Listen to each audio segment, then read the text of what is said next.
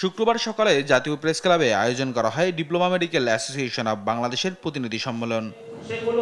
সম্মেলনে যোগ দিয়ে বক্তারা বলেন, ডাকসু নির্বাচন ও জাকসু নির্বাচনের মাধ্যমে নির্বাচন নিয়ে যে জনগণের মাঝে আশা তৈরি হয়েছিল তা আবার হোঁচট খেয়েছে।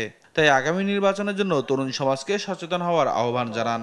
ডাকসু নির্বাচন এবং জাকসু নির্বাচনের পরে নির্বাচন ব্যবস্থার প্রতি মানুষের যে একটা আশা তৈরি হয়েছিল, সেই আশাটা কিন্তু আবারও হোঁচট খেয়েছে। জামাত ইসলাম আবার অনেক ষড়যন্ত্রবদ্ধ হয়েছে, দেশের গণতন্ত্রকে নির্মূল করতে চায়। আর বিএনপির ভাইস চেয়ারম্যান শামসুজ্জামান দুদু বলেন, মুক্তিযুদ্ধ ও ২৪-এর গণহত্যাকারীরা এক হচ্ছে, কিভাবে নির্বাচন ঠেকানো যায় সেই চেষ্টা করছে তারা বলে জানান তিনি। ৭১-এর মুক্তিযুদ্ধের সময় যারা বাংলাদেশ চায় নাই, যারা গণহত্যা চালিয়েছিল মুক্তিযুদ্ধ এবং শহীদ জিয়া রহমানের সৈনিকদের উপরে, তারা এবং ২৪-এ আওয়ামী লীগ যে গণহত্যা চালিয়েছিল ৫০ বছর আগে আর ৫০ বছর পরে, এই দুই গণহত্যাকারী যেন কোথায় যেন একটু মিলার চেষ্টা করছে।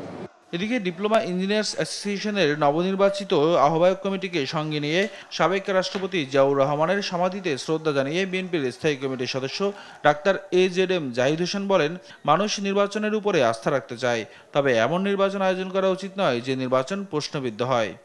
এমন কোনো নির্বাচন আয়োজন না করা যে নির্বাচন নিয়ে মানুষের মধ্যে প্রশ্ন আসবে, মানুষ দ্বিধাগ্রস্ত হবে, মানুষ নির্বাচন থেকে প্রতিদ্বন্দ্বী দলসমূহ সরে যাবে।